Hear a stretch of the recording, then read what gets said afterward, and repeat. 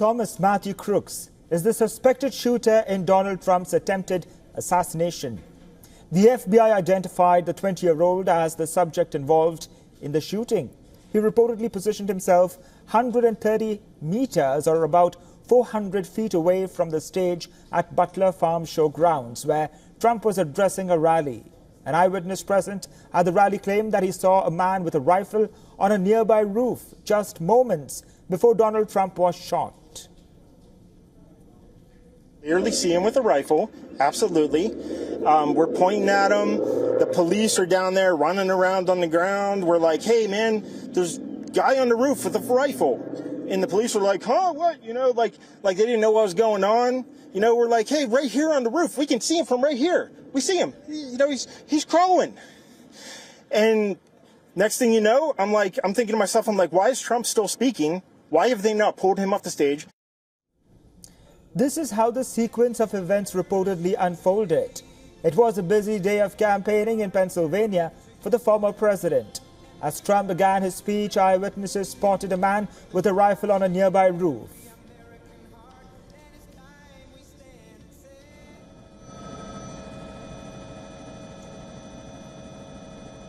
They alerted the police and Secret Service agents beforehand, but Trump continued with his speech.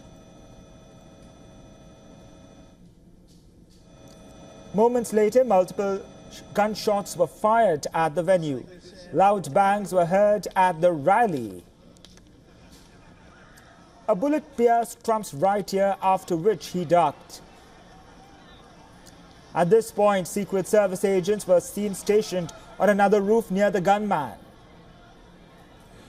Soon after, the suspected shooter, Thomas Matthew Crooks, opened fire. He was killed.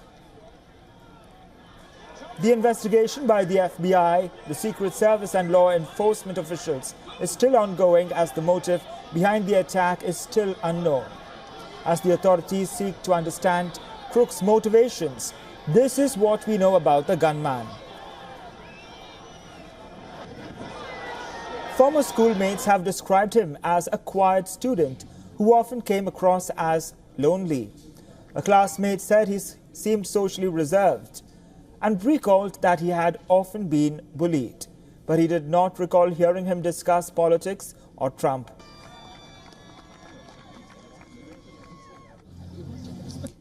No, I didn't have any classes with him. My only interactions with him were just seeing him in school. I mean, he was bullied, sat alone at lunch. I mean, he would sit alone at lunch. I mean, he was just an outcast, and you know how kids are nowadays, so they're going to see someone like that and they're going to target him because they think it's funny or whatever. So it's the best way I can describe it. And it's honestly kind of sad. Crooks' neighbors have also expressed surprise as well as embarrassment over his involvement in the assassination attempt.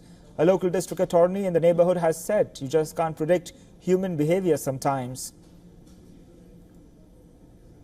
I've lived here my whole life, and you just don't think that something like this would happen in your hometown. We even had an attempt on a president, an assassination attempt since Reagan in 1980, and now for it to happen in your backyard, you just don't expect that. So it's embarrassing for the community, but at the same time, I mean, you just can't predict, human behavior sometimes. According to the FBI, the shooter is believed to have worked alone, but his political leanings are still unclear. Public records show Thomas Matthew Crooks was registered to vote as a Republican, but made a small donation to a Democratic-aligned group in 2021. Now, according to reports, Crooks had been working at a nursing home, and the organization was shocked to hear of his involvement in the shooting. The FBI has stated that they are investigating the incident as an assassination attempt and also a potential domestic terrorism act. We are investigating this as an assassination attempt, but also looking at it as a potential domestic terrorism act. So our counterterrorism division and our criminal divisions are working jointly together to determine the motive in this case. The FBI has also said that the gun used in the shooting was an AR-styled semi-automatic rifle which was purchased legally. Investigators believe the weapon was purchased by Crooks' father. Following the incident, investigators found a suspicious device in Crooks' car, which was inspected by bomb technicians and is being analyzed. They noted that suspected explosive devices have been collected as evidence. Authorities are now in the process of searching Crooks' phone.